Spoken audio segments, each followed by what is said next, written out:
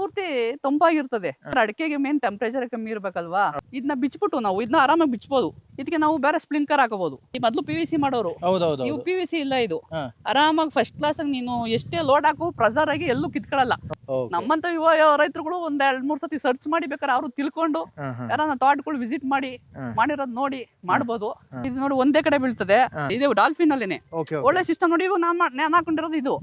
ಇದಕ್ಕೆ ಒಂದು pin connect ಮಾಡ್ಕೊಂಡ್ರೆ ನೀರು ಸುತ್ತು ಮಾಮೂಲಿ ರೊಟೇಟ್ ಆಯ್ತದೆ. ಮತ್ತೆ ಪ್ರತಿಯೊಂದು ನೀನು ಗಿಡದ ಎಲೆ ಮೇಲಿಂದ ಬೀಳೋದ್ರಿಂದ ಗಿಡನು ಆರೋಗ್ಯನೂ ಚೆನ್ನಾಗಿರ್ತದೆ. ಈ ಗಿಡಕ್ಕೆ ನೈಸರ್ಗಿಕವಾಗಿ ಮಳೆ ಬಂದಂಗೆ ಫೀಲ್. PVC ಮೇನ್ ಲೈನ್ ತಗೊಂಡು ವಾಲ್ಗಳು ಕನೆಕ್ಟ್ ಮಾಡ್ಕೊಂಡು ಇಲ್ಲಿಗಷ್ಟೇ PVC ಎಂಡು, ಮಿಕ್ಕಿದೆಲ್ಲ HDP ಪೈಪು. ಬರೀ ಅಡಿಕೆಗೋಸ್ಕರನೇ ನಾನು ಈ ಸಿಸ್ಟಮ್ ಆಯ್ಕೆ ಮಾಡ್ಕೊಳ್ಳಿಲ್ಲ. ನಾನು ಸೆಂಟ್ರಲ್ ಅವರೇ ಹಾಕಬಹುದು, ತಗರಿ ಹಾಕಬಹುದು, ಗಿಡಗಳು ಸೆಂಟ್ರಲ್ಲಿ ಬಾಳೆ ಹಾಕಬಹುದು. ನೀವು ಇಲ್ಲಿ ನೋಡಿ ಎಲ್ ಬೇಕೋ ಬೆಂಡ್ ಆಯ್ತದೆ, ಹೆಂಗ್ ಬೇಕೋ ಬೆಂಡ್ ಆಯ್ತದೆ. ಟ್ರಾಕ್ಟರ್ ಉಕ್ಕೆ ಉಳ್ಬೇಕಾದ್ರೆ ಪಕ್ಕೆ ಉಳ್ಬೇಕು, ಏನು ಸಮಸ್ಯೆ ಆಗಲ್ಲ.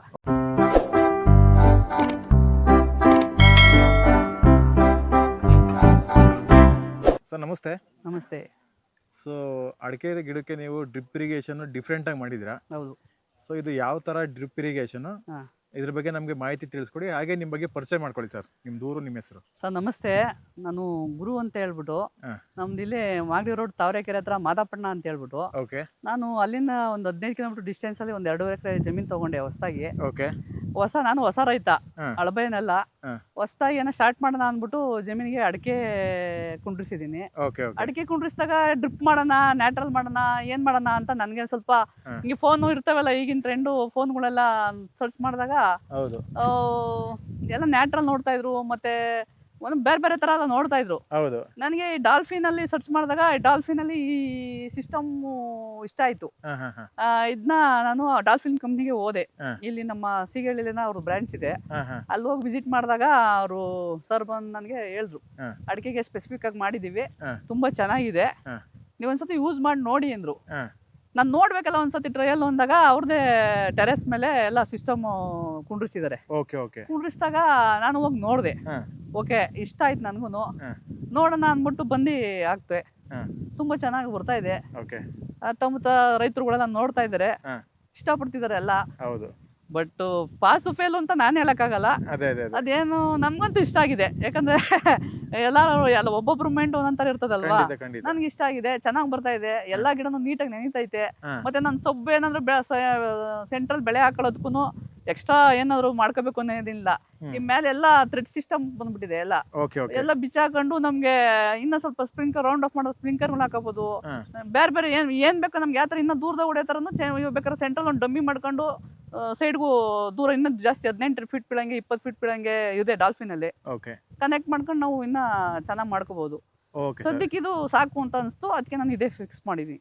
ಓಕೆ ಸರ್, ನಿಮ್ದೀಗ ಎಷ್ಟು ಎಕರೆ ಒಳಗೆ ಡ್ರಿಪ್ ಇರಿಗೇಷನ್ ಮಾಡಿಸಿದ್ರಾ, ಮತ್ತೆ ಏನೇನ್ ದಾಯ ಇಟ್ಟಿದ್ರಾ, ಎಷ್ಟೆಷ್ಟು ಅಡಿಗೆ ನೀವು ಡ್ರಿಪ್ ಫಿಕ್ಸ್ ಮಾಡಿಸ್ಕೊಂಡಿದ್ದೀರಾ? 8 ಗಂಟೆ ದಾಯ ಹಾಕಿರೋದು. ಒಂದ್ ಬಿಟ್ಟು ಒಂದು ನಾನು ಇದು ತಗೊಂಡಿದ್ದೀನಿ.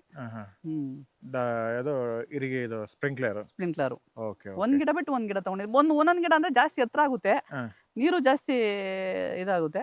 ಸಾಕು ನನಗೆ ಪ್ರೆಸರ್ ಹೊಡಿತಾ ಇದೆ, ನೀವು ನೋಡ್ತಾ ಇದೀರಲ್ಲ. ಮತ್ತೆ ಭೂಮಿ ಪೂರ್ತಿ ತಂಪಾಗಿರ್ತದೆ. ನಾವು ಟೆಂಪರೇಚರ್ ಅಡಿಕೆಗೆ ಮೇನ್ ಟೆಂಪರೇಚರ್ ಕಮ್ಮಿ ಇರ್ಬೇಕಲ್ವಾ, ಅದಕ್ಕೋಸ್ಕರ ಅಡಿಕೆಗೆ ಸೂಕ್ತ ಅನ್ಸ್ತು. ಈ ತರ ಮಾಡ್ತಾ ಇದ್ದೀನಿ, ನೀವು ಕಣ್ಣಲ್ಲಿ ನೋಡ್ತಾ ಇದ್ದೀರಾ.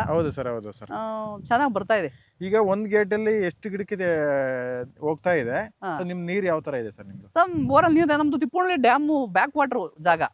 ನೀರ್ ತುಂಬಾ ಚೆನ್ನಾಗಿದೆ, ನೀರಿಗೇನ್ ಸಮಸ್ಯೆ ಇಲ್ಲ. ಅದಕ್ಕೆ ಇದನ್ನ ಕುಂಡ್ರಿಸಿದ್ ನಾವು.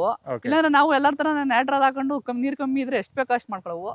ನಾವು ಎಲ್ಲ ವಾಲ್ ಸಿಸ್ಟಮ್ ಮಾಡ್ಕೊಂಡ್ಬಿಟ್ಟಿದೀವಿ. ನೋಡ ಅಲ್ಲಿ 2 ವಾಲ್ ಮಾಡ್ಕೊಂಡ್ಬಿಟ್ಟಿದೀವಿ ಒಂದೊಂದ್ ಪ್ಲೇಸ್ಗೆ.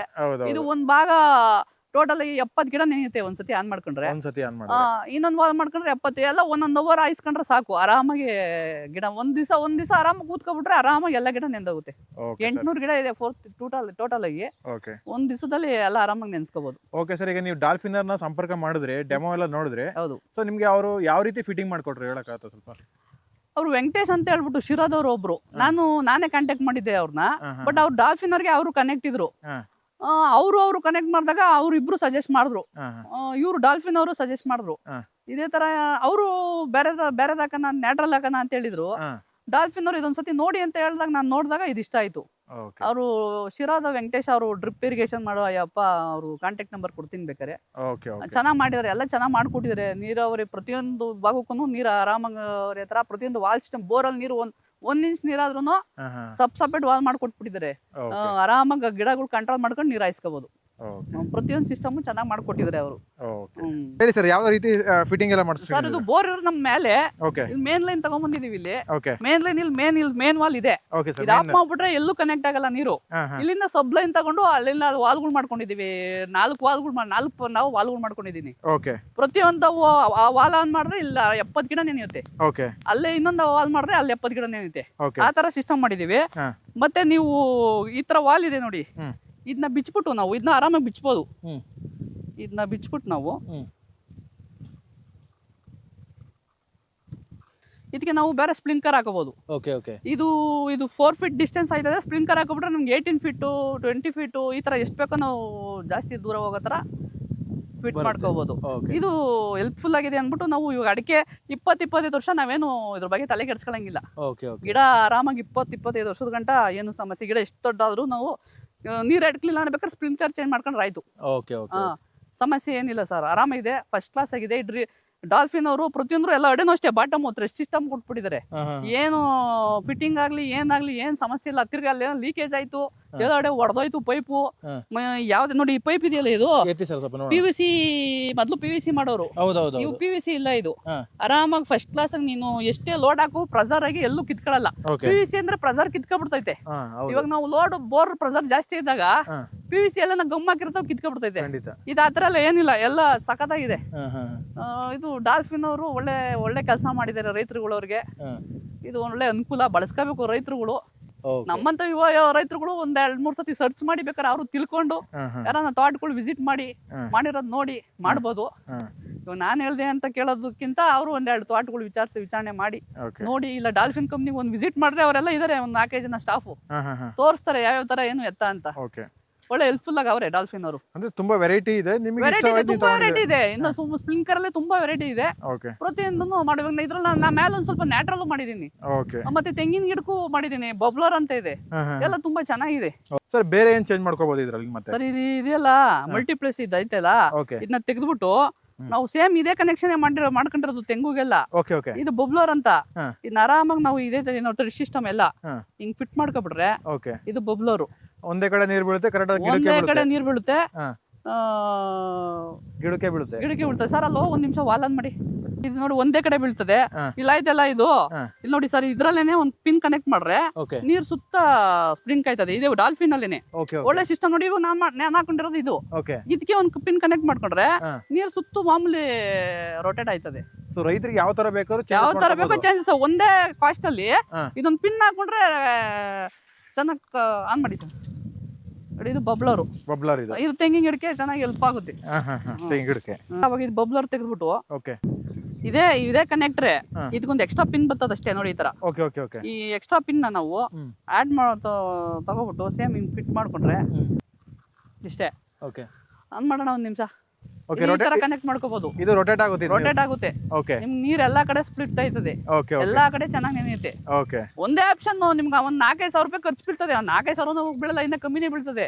ನೀವು ಥ್ರೆಡ್ ಸಿಸ್ಟಮ್ ಎಲ್ಲ ಬಿಚ್ಚಾಕೊಂಡು ನಿಮ್ಗೆ ಯಾವ ಇಷ್ಟ ಆಗ್ಲಿಲ್ವಾ ಚೇಂಜ್ ಮಾಡ್ಕೋ. ನೀನು ಇದ್ರಲ್ಲೆಲ್ಲ ನ್ಯಾಟ್ರಲ್ಲೆಲ್ಲ ಏನು ಚೇಂಜ್ ಮಾಡಕ್ಕಲ್ಲ, ಕಿತ್ ಬಿಸಾಕ್ಬೇಕು, ತಿರ್ಗಿ ಈ ತರ ಮಾಡ್ಬೇಕು, ಎಲ್ಲ ಹಿಂಸೆ.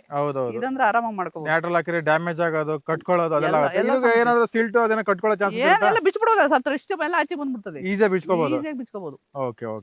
ಇದು ಒಂದು ಇಲ್ಲಿ ನೋಡ್ರಿ, ಇಲ್ಲೊಂದಿದೆ ನೋಡಿ, ಇಲ್ಲಿ ತೂತು ಒಂದ್ ಪಿನ್ ತಗೊಂಡ್ ಚುಚ್ಚ್ರೆ ಆರಾಮಾಗಿ ಎಲ್ಲ ಕ್ಲಿಯರ್ ಆಯ್ತದೆ. ಯಾವ ಫಿಲ್ಟರ್ ಹಾಕ್ಬೇಕಾಗಿಲ್ಲ, ಏನು ಹಾಕ್ಬೇಕಾಗಿಲ್ಲ. ಈಗ ನೀವು ಬೋರ್ಗೆ ಫಿಲ್ಟರ್ ಹಾಕಿಲ್ಲ? ಫಿಲ್ಟರ್ ಹಾಕಿಲ್ಲ. ಹೇಳಿ ಸರ್, ಗೇಟ್ ವಾಲ್ ಎಲ್ಲ ಯಾವ ತರ ಮಾಡ್ಕೊಂಡಿದ್ದೀರಿ ಸರ್? ನೋಡಿ ಗೇಟ್ ವಾಲ್ ಈ ಕಡೆ ಒಂದ್ ಗೇಟ್ ವಾಲ್ ಆನ್ ಮಾಡಿದ್ರೆ ಈ ಕಡೆ 70 ಗಿಡಕ್ಕೆ ಕನೆಕ್ಟ್ ಆಗಿದೆ ಸರ್. 70 ಗಿಡಕ್ಕೆ ಅಂದ್ರೆ ಸೆಂಟರ್ ಡಿವೈಡ್ ಮಾಡ್ಕೊಂಡಿದೀವಿ ನಾವು. ಈ ಕಡೆ 35 ಗಿಡ, ಈ ಕಡೆ 35 ಗಿಡ. ಈ ಕಡೆ 35 ಗಿಡಕ್ಕೆ ನಾವ್ ಯಾವ ತರ ಮಾಡಿದೀವಿ, ಪ್ರತಿಯೊಂದ್ ಗಿಡಕ್ಕೂ ನಾವು ಎತ್ಕೊಂಡಿಲ್ಲ. ಒಂದ್ ಗಿಡ ಬಿಟ್ಟು ಒಂದ್ ಗಿಡ ಎತ್ಕೊಂಡಿದೀವಿ. ಯಾಕೆ ಸರ್ ಆತರ? ಇದ್ರಲ್ಲಿ ಬರೋ ಪ್ರೆಸರ್ ಅದು ಸಾಕಾಗುತ್ತೆ ಸರ್. ಹೌದು, ಈ ಗಿಡಕ್ಕೆ ಎತ್ಕೊಂಡಿದ್ರ, ಸೆಂಟ್ರ್ ಗಿಡಕ್ಕಿಲ್ಲ, ಸೆಂಟರ್ ಗಿಡಕ್ಕಿಲ್ಲ, ಮತ್ತೆ ಆ ಗಿಡದಾಗ ಎತ್ಕೊಂಡಿದ್ರೆ ಲಾಸ್ಟ್ ಲಾಸ್ಟ್ ಗಿಡಕ್ಕಿಲ್ಲ. ಯಾಕಂದ್ರೆ ಇದ್ರಲ್ಲಿ ಬರೋ ಪ್ರೆಸರ್ ಆ ಗಿಡಕ್ಕೂ ಸಾಕಾಗುತ್ತೆ. ಮತ್ತೆ ಪ್ರತಿಯೊಂದು ಹನಿನು ಗಿಡದ ಎಲೆ ಮೇಲಿಂದ ಬೀಳೋದ್ರಿಂದ ಗಿಡನು ಆರೋಗ್ಯನೂ ಚೆನ್ನಾಗಿರ್ತದೆ. ಈ ಗಿಡಕ್ಕೆ ನೈಸರ್ಗಿಕವಾಗಿ ಮಳೆ ಬಂದಂಗೆ ಫೀಲ್. ಬುಡಕ್ ನೀರ್ ಬಿಡೋದಕ್ಕಿಂತ ಗಿಡದ ಮೇಲೆ ನೀರ್ ಬಿದ್ದಾಗ ಹನಿ ತರ ಮನ್ಸ್ತಾರ ಗಿಡಗಳು ಬೆಳವಣಿಗೆನೂ ಚೆನ್ನಾಗಿರ್ತದೆ, ಗಿಡಗಳ ಆರೋಗ್ಯನೂ ಚೆನ್ನಾಗಿರ್ತದೆ. ಹೌದು. ಈಗ ಗೇಟ್ ಗಳೆಲ್ಲ ತೋರಿಸಿದ್ರಿ, ನೀವು ಗೇಟ್ ಇದೆ ತೋರಿಸಿದ್ರಿ. ಈ pipe line PVC pipe line ಹಾಕೊಂಡಿದ್ರೆ ಯಾವ್ದು ಹಾಕೊಂಡಿದ್ರೆ? PVC ಮೇನ್ ಲೈನ್ ತಗೊಂಡು ಮೇನ್ ಲೈನ್ ಮಾತ್ರ ವಾಲ್ಗಳು ಕನೆಕ್ಟ್ ಮಾಡ್ಕೊಂಡು ಇಲ್ಲಿಗಷ್ಟೇ PVC ಎಂಡು, ಮಿಕ್ಕಿದೆಲ್ಲ HDP ಪೈಪ್ ಸರ್. ಈ ಕಡೆ ಬಂದಿದೆಲ್ಲ, ಈ ಕಡೆ PVC ಹೋಗಿದೆ ಹೆಂಗೆ? ಅದು ಲಾಸ್ಟ್ ಡೆಡ್ ಎಂಡ್ ಕುಟ್ಕೊಂಡಿದೀವಿ ಸರ್. ಏನೋ ಕಟ್ಕೊಂಡ್ರೆ ಪಟ್ಕೊಂಡೆ ಲಾಸ್ಟ್ ಡೆಡ್ ಎಂಡ್ ಒಂದು ಕುಟ್ಕೊಂಡಿದೀವಿ. ವಾಲ್ ಥ್ರೆಡ್ ಓಪನ್ ಮಾಡಿದ್ರೆ ನೀರ್ ಆಚೆಗೆ ಹೋಯ್ತದೆ, ಯಾವ್ದೇ ತರ ಸಮಸ್ಯೆಗಳು ಇರಬಾರ್ದು ಅಂದ್ಬಿಟ್ಟು ಆರಾಮಾಗಿ ಏನೇ ಗಲೀಜ್ ಕಟ್ಕೊಂಡ್ರು ಆಚೆಗೆ ಹೋಗ್ಲಿ ಅಂತ ಒಂದು ಎಂಟು ಕ್ಯಾಪ್ಗಳು ಕೊಟ್ಕೊಂಡಿದೀವಿ, ರೈಸ್ ಮಾಡ್ಕೊಂಡ್ ಬಿಟ್ಕೊಂಡಿದೀವಿ. ನೆಕ್ಸ್ಟ್ ಮುಂದಕ್ಕೆ ಬೇಕು ಅಂದ್ರೆ ಬೇಕಾದ್ರೆ ಅಲ್ಲಿ ವಾಲ್ ಇಕ್ಕೊಂಡು ಮುಂದೆ ಕನೆಕ್ಟ್ ಮಾಡ್ಕೋಬಹುದು, ಫ್ಯೂಚರ್ ಆಗಿ ಬಿಟ್ಕೊಂಡಿದೀವಿ. ಸರ್, ಅಡಿಕೆ ಅಲ್ಲದೆ ಬೇರೆ ಇಂಟರ್ ಕ್ರಾಪ್ ಹಾಕ್ಬೋದು? ನೆಕ್ಸ್ಟ್ ನಾನು ಬಾಳೆ ಹಾಕೋಣ ಅಂತಿದ್ದೀನಿ. ಯಾಕಂದ್ರೆ ಪ್ರತಿಯೊಂದಕ್ಕೂ ನೀರ್ ಬೇಕಲ್ವಾ. ಇವಾಗ ನಾವು ಬಾಳೆ ಹಾಕ್ತಿದ್ರೆ ತಿರ್ಗಿ ನ್ಯಾಟ್ರಲ್ ಮಾಡಬೇಕು. ಇವಾಗ ದಿಬ್ಬದ ಮೇಲೆ ಏನಾನ ಹಾಕ್ತಿದ್ರೆ ನಾನು ಇಲ್ಲಿ ಸೆಂಟರ್ ದಿಬ್ಬದಲ್ಲಿ ಕಳೆ ಕಮ್ಮಿ ಮಾಡಕ್ಕೋಸ್ಕರ ಅವ್ರೆ ಹಾಕೋಣ ಅಂತ ಇದ್ದೀನಿ. ಅವರೆಕಾಳು ಹಾಕ್ದಾಗ ಕಳೆ ದಿಬ್ಬದ ಮೇಲೆ ಬರೋದು ಅವಾಯ್ಡ್ ಆಗುತ್ತೆ.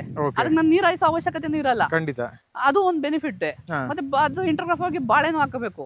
ಎಲ್ಲದಕ್ಕೂ ನಾನು ಇವಾಗ ಬರೀ ಅಡಿಕೆಗೋಸ್ಕರನೇ ನಾನು ಈ ಸಿಸ್ಟಮ್ ಆಯ್ಕೆ ಮಾಡ್ಕೊಳ್ಳಿಲ್ಲ. ನಾನು ಸೆಂಟ್ರಲ್ ಅವರೇ ಹಾಕಬಹುದು, ತೊಗರಿ ಹಾಕಬಹುದು, ನನ್ನ ಯಾವ್ದು ಅನುಕೂಲ ಬರ್ತದೋ ಅದ್ ನೋಡ್ಮೇಲೆ ಸೆಂಟ್ರಲ್ಲಿ ಬಾಳೆ ಗಿಡಗಳು ಸೆಂಟ್ರಲ್ಲಿ ಬಾಳೆ ಹಾಕಬಹುದು.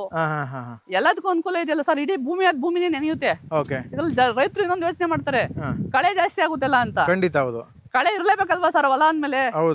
ನಾವು ರೈತರುಗಳಾದ್ಮೇಲೆ ಕ್ಲೀನ್ ಮಾಡ್ಕೋಬೇಕು, ಅದನ್ನ ಸ್ವಚ್ಛ ಮಾಡ್ಕೋಬೇಕು, ಅದೇ ಗೊಬ್ಬರ ಆಗುತ್ತೆ. ಇನ್ನೊಂದು, ಈಗ ನಿಮ್ದೇನೋ ನೀರ್ ಪ್ರೆಸರ್ ಚೆನ್ನಾಗಿದೆ ಅಂತ ಹೇಳಿದ್ರೆ ನೀವು ಇದು ಹಾಕ್ಸ್ಕೊಂಡಿದ್ರಾ? ಸೊ ಕಡಿಮೆ ನೀರಿಂದ ಯೂಸ್ ಮಾಡಬಹುದಾ? ಹೆಂಗೆ ಮಾಡಬಹುದು ಸರ್, ಬಟ್ ವಾಲ್ಗಳು ಇಕ್ಕಬೇಕು, ಗಿಡಗಳು ಕಮ್ಮಿ ಕಂಟ್ರೋಲ್ ಮಾಡ್ಕೋಬೇಕು. ಇವಾಗ ನಾವು 70 ಗಿಡ ಇಕ್ಕೊಂಡಿದೀವಿ, ಅವ್ರೊಂದು 50 ಗಿಡ ಇಕ್ಕಬೇಕು.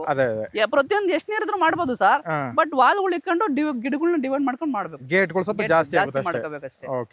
ಸೆಂಟ್ರಲ್ ನೋಡಿ, ಇಲ್ಲೂ ಬನ್ನಿ, ನಾನು ಸ್ಪ್ರಿಂಟರ್, ಅದು ಒಂದು ಸ್ಪ್ರಿಂಕರ್ ಹಾಕೊಂಡಿದ್ದೀನಿ ನೋಡಿ. ಅದು ಸ್ವಲ್ಪ ಡಿಫ್ರೆಂಟ್ ಆಗಿದೆ. ಅದು ಡಿಫ್ರೆಂಟ್ ಇಲ್ಲ ಅಂದ್ರೆ ಸ್ವಲ್ಪ ಡಿಸ್ಟೆನ್ಸ್ ಒಂದು ಚೆಕ್ ಮಾಡೋಣ ಅಂತ ಕಾರಣಕ್ಕೋಸ್ಕರನೇ ನಾನು ಒಂದು ಸ್ಪ್ರಿಂಕರ್ ಹಾಕೊಂಡಿದ್ದೀನಿ. ಅದು ಜಾಸ್ತಿನೇ ಆಯ್ತು, ಅದಕ್ಕೋಸ್ಕರ ನಾನು ಇದೇ ಮಾಡಿದ್ದೀನಿ. ಅದು ಸೆಂಟ್ರಲ್ ಒಂದು ಹಾಕಿದ್ದೀನಿ ನೋಡಿ, ನೀವು ಕಾಣಿಸ್ತಿದ್ಯಾ ಇದ್ರಲ್ಲಿ? ನೋಡಿ, ಅದು ನೀರು ಜಾಸ್ತಿ ಹೋಗ್ತಾ ಇದೆ. ಅಷ್ಟೊಂದು ಅವಶ್ಯಕತೆ ಇಲ್ಲ ಅಡಿಕೆಗೆ, ಸಾಕು. ಖಂಡಿತ.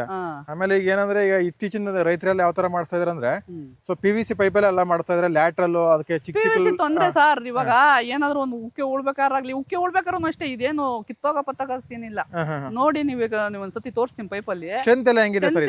ತುಂಬಾ ಸ್ಟ್ರೆಂತ್ ಆಗಿದೆ ನೋಡಿ, ಶೇಕ್ ಮಾಡಿದ್ರೆ ಕಿತ್ಕೊಳ್ಳೋದು ಆತರ ಯಾವುದೇ ಕಾರಣ ಎಲ್ಲ ಥ್ರೆಡ್ ಸಿಸ್ಟಮ್ ಸರ್. ಇಲ್ಲೇ ಬಿಚ್ಕೊಬಿಡ್ಬೋದು, ಇದನ್ನೇ ಅಡಿಂದ ಬಾಟಮ್ ಇಂದಾನೆ ಬಿಚ್ಕೊಬಿಡ್ಬೋದು. ಸೊ ಬೆಂಡ್ ಆಗೋದು, ನೀವು ಇಲ್ಲಿ ನೋಡಿ, ಎಲ್ಲಿ ಬೇಕೋ ಬೆಂಡ್ ಆಯ್ತದೆ, ಹೆಂಗ್ ಬೇಕೋ ಬೆಂಡ್ ಆಯ್ತದೆ. ಟ್ರಾಕ್ಟರ್ ಉಕ್ಕೆ ಉಳ್ಬೇಕಾದ್ರೆ ಪಕ್ಕೆ ಉಳ್ಬೇಕು, ಏನು ಸಮಸ್ಯೆ ಆಗಲ್ಲ. ಬೆಂಡ್ ಮಾಡ್ಕೊಂಡ್ ಬೇಕಾದ್ರೆ ನಾವು ಉಕ್ಕೆ ಉಳ್ಕೋಬಹುದು. ಏನು ಟಚ್ ಆಗೋದು ಪಚ್ಚಾಗೋದು ಏನೇ ತರ ತೊಂದ್ರೆ ಇಲ್ಲ. ಎಲ್ಲಾ ತರ ಸಿಸ್ಟಮ್ ಅವ್ರು ಅಪ್ಲೈ ಮಾಡಿದ್ರೆ ಕಣ್ಣಲ್ಲಿ ತೋರಿಸಿ ಕೊಡ್ತಾರೆ, ನಿನ್ಗೆ ಈ ತರ ಇಷ್ಟು ಡಿಫ್ರೆನ್ಸ್ ಬೀಳ್ತದೆ, ಇಷ್ಟು ಡಿಫ್ರೆನ್ಸ್ ಅಲ್ಲಿ ನಿನ್ಗೆ ಆಗುತ್ತೆ ಎಲ್ಲ ನಾವು ನೋಡಿ ಚೆಕ್ ಮಾಡಿ ತಗೊಂಡ್ಬಂದಿದ್ದು. ನಿಮ್ಗೆ ಯಾವ್ದು ಬೇಕಾಗುತ್ತೆ ಬೆಳಿಗ್ಗೆ ಅದನ್ನ ತಗೊಂಡ್ಬರ್ಬೋದು. ಅವ್ರು ತೋರಿಸ್ತಾರೆ, ಪ್ರತಿಯೊಂದು ಡೆಮೋ ತೋರಿಸ್ತಾರೆ. ಸರ್, ಫಿಟ್ಟಿಂಗ್ ಬಗ್ಗೆ ಎಲ್ಲ ಯಾವ ತರ ಸರ್ ಇದೆ? ರೈತರೇ ಮಾಡ್ಕೋಬಹುದಾ? ಫಸ್ಟ್ ಕ್ಲಾಸ್ ಆಗಿ ಮಾಡ್ಕೋಬಹುದು ಸರ್. ಅದೇನ್ ದೊಡ್ಡ ವಿದ್ಯೆ ಅಲ್ಲ. ಇವಾಗ ಹಳೆ ತೋಟ ಮಾಡಿದಿರೋರ್ಗೆ ಪೈಪ್ ಫಿಟ್ಟಿಂಗ್ ಮಾಡೋರೆಲ್ಲ ಗೊತ್ತಿರ್ತದೆ. ಅದೇನು ಹೊಸ ವಿಚಾರ ಅಲ್ಲ, ಮಾಡ್ಕೋಬಹುದು ಸರ್. ಅದು ಬೇಕಾದ್ರೆ ಅಷ್ಟು ಗೊತ್ತಾಗ್ಲಿ ಅಂದ್ರೆ ಡಾಲ್ಫಿನ್ ಕಂಪ್ನಿಲೇ ಇದಾರೆ, ಅವ್ರೊಂದ್ಸತಿ ತೋರ್ಸ್ಕೊಡ್ತಾರೆ.